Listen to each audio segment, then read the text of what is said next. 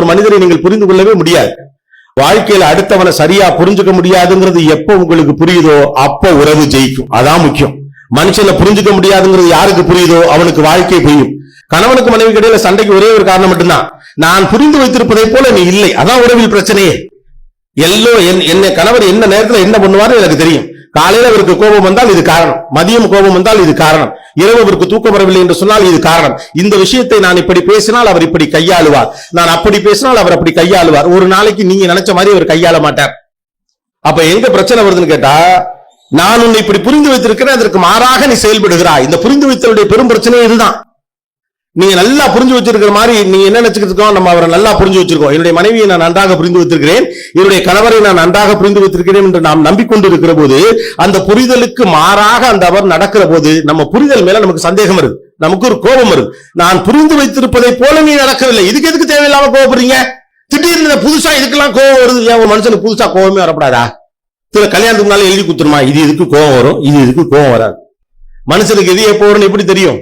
அப்ப முழுமையாக புரிந்து கொள்ள முயற்சிக்கிற போது ஏற்படக்கூடிய முதல் சிக்கல், என்னுடைய புரிதலுக்கு விரோதமாக என்னுடைய கணவரோ மனைவியோ நடக்கிற போது அந்த உறவிலே பிரச்சனை ஏற்படுகிறது. மூன்றாவது மனிதனால் வரக்கூடிய பிரச்சனை என்பதை விட பக்கத்தில் இருக்கக்கூடிய மனிதர்களால் வரக்கூடிய பிரச்சனைகள் தான் அதிகம். எனக்கு என் பிள்ளையவே புரிஞ்சுக்க முடியல. உறவு சிக்கல்ல பெரும் சிக்கல் இப்ப பிள்ளைகளை புரிஞ்சுக்க முடியாத சிக்கல் தான். திடீர்னு வேற மாதிரி பேசுறான் இல்லையா? என்கிட்ட நிறைய பேரும் சொல்லியிருக்காங்க, இவனுக்கு ஏதாவது அட்வைஸ் பண்ணுங்க, நான் சொல்றது அவன் கேட்கவே மாட்டேங்கிறான், என்ன புரிஞ்சுக்கவே மாட்டேங்கிறான். 6 வயசு பைய 32 வயசு அம்மாவை புரிஞ்சுக்கணுமா? இது எந்த ஒரு நியாயம்? 6 வயசுல இருக்க பையல நாம புரிஞ்சுக்க மாட்டோமா? அவன் அம்மாவை அவன் புரிஞ்சுக்கமா? அம்மா படுற கஷ்டத்தை நீ புரிஞ்சுக்க மாட்டேன்.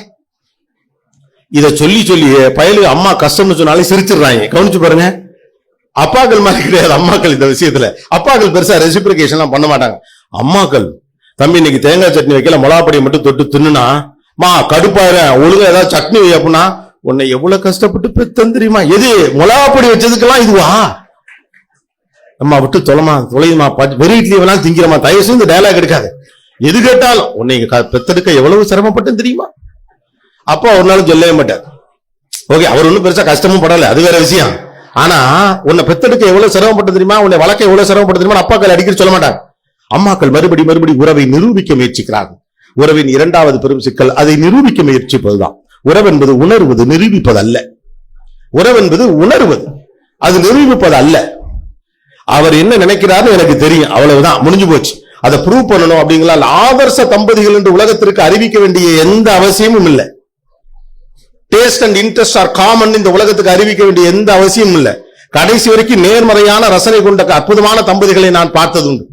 அவருக்கு காரம் பிடிக்கவே பிடிக்காது, இந்த அம்மாக்கு காரம் தான் பிடிக்கும். அந்த ஆளு சிவப்பு கலர் பிடிக்கவே பிடிக்காது, இந்த அம்மாக்கு சிவப்பு கலர் தான் பிடிக்கும். அந்த ஆளு சில மனுஷங்களை பிடிக்கவே பிடிக்காது, இந்த ஆளுக்கு அந்த அம்மாவுக்கு அந்த மனுஷங்களை மட்டும்தான் பிடிக்கும். இந்த ஹீரோ அவருக்கு பிடிக்காது, அந்த ஹீரோ அவருக்கு பிடிக்கும். இந்த ஹீரோயின் அவருக்கு பிடிக்காது, இந்த ஹீரோயின் அந்த அம்மாவுக்கு பிடிக்கும்.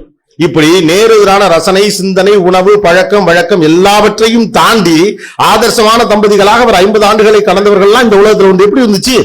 நேர்மாறான சிந்தனை கொண்டவர்கள் தானே. ஒத்த வேவ்லென்த்ல இருக்கணும், அப்பதான் ரிலேஷன்ஷிப் நல்லா இருக்கு. இதெல்லாம் நாமளா இந்த உறவை சிலபஸ் ஆக்கின பிறகு கண்டுபிடிச்சது.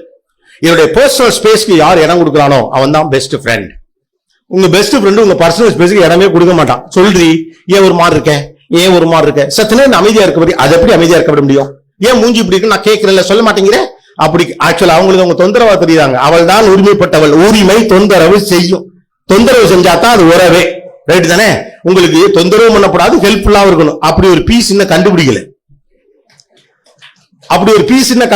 நான் கமிட்டல் ரிலேஷன்ஷிப், ஃப்ரெண்ட்ஸ் ஆஃப் கன்வீனியன்ஸ்ங்கிற மாதிரி ரிலேஷன்ஷிப் ஆர் கன்வீனியன்ஸ் மாத்தி வச்சிருக்கோம்.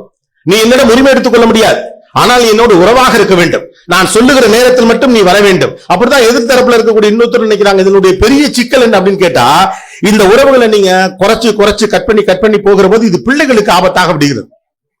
நீங்கள் தீர்மானிக்கக்கூடிய மனிதர்களோடு மட்டுமே இந்த பிள்ளைகள் உறவு பாராட்ட வேண்டும் என்ற எண்ணத்தை நோக்கி நகர்த்தப்படுவதால் பிள்ளைகளுக்கான உலகம் ரொம்ப சின்னதாயிடுச்சு.